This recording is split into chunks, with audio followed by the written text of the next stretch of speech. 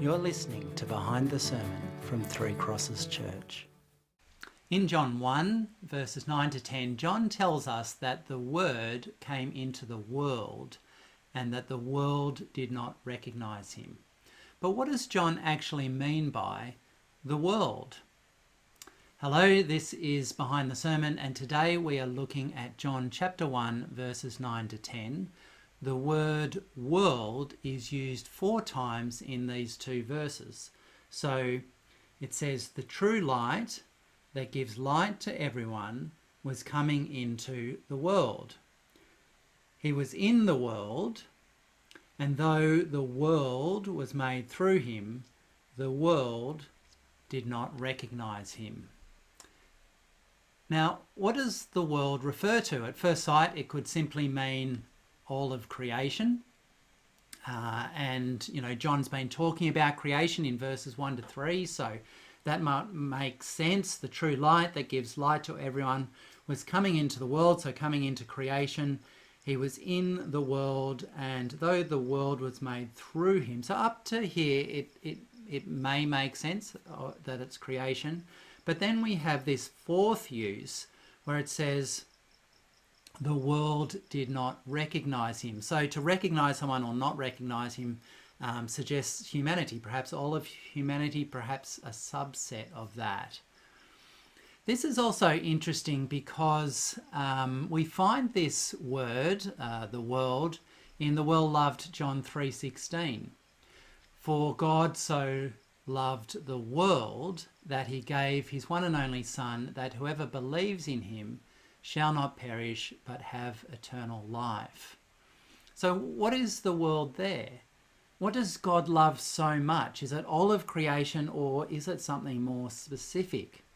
And to answer that, we need to look at how John uses the term across the gospel.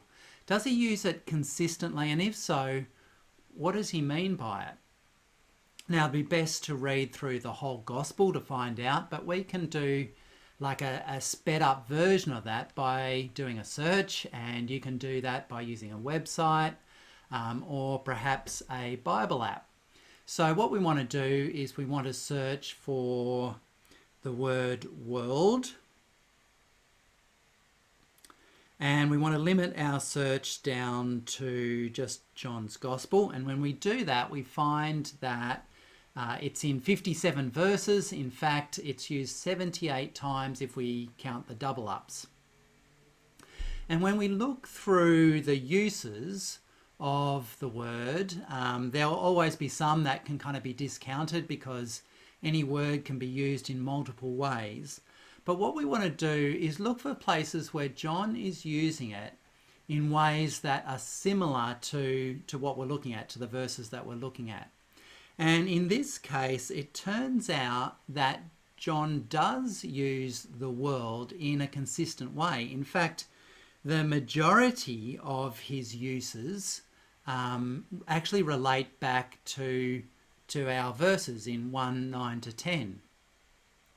So when John says the world, he's referring to a concept that he's expecting his readers to be able to grasp and to build understanding of as the gospel goes on.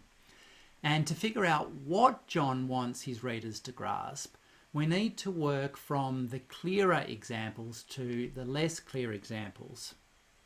So in John 7, verse 7, it says, the world cannot hate you, but it hates me because I testify that its works are evil. So in this verse, the world is not simply creation. It has to be a group of people, because all of creation can't hate something. It can't have evil works. In John 15:19, we get similar insights. It says, if you belonged to the world, it would love you as its own. As it is, you do not belong to the world, but I have chosen you out of the world. That is why the world hates you. So we see there that the world doesn't include believers, because the believers are chosen out of the world.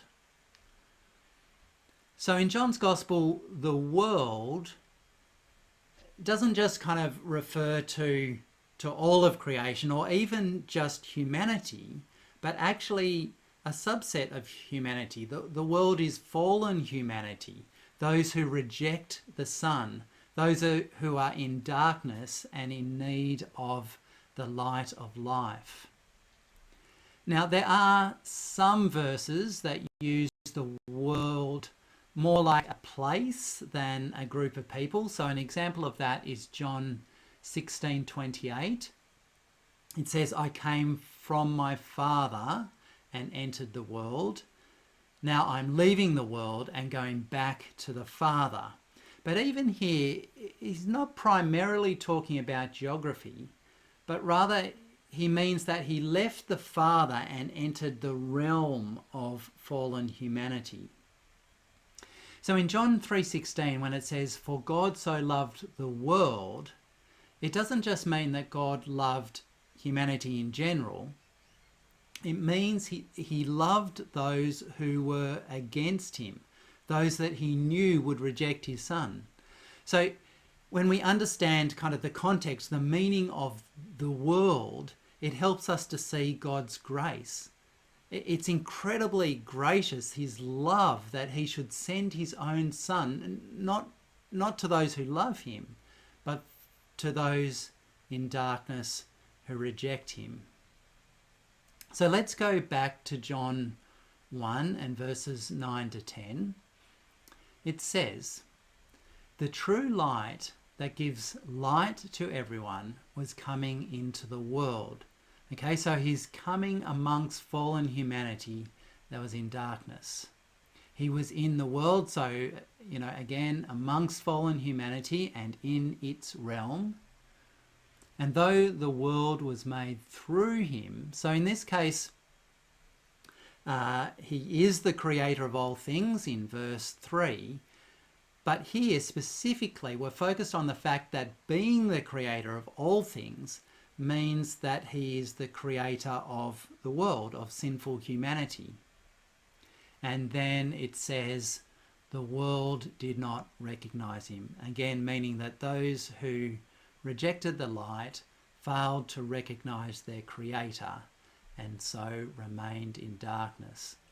And this actually makes sense of the next verse. So John goes on to say in verse 12, yet all who did receive him, to those who believed in his name, he gave the right to become children of God. And that would feel a bit jarring if the world had meant all of creation or all of humanity. So if all of humanity had rejected the true light in verse 10, then why is there a group of people in verse 12 who do recognize him? But actually what's happened is that John has set up two categories of people that we're going to see developed in the rest of the gospel. And these are the world on one hand, and on the other, those who are taken out of the world. Thank you so much for joining me. We're going to look at this more and many other aspects of the passage on Sunday in our sermon, and I'm going to see you there.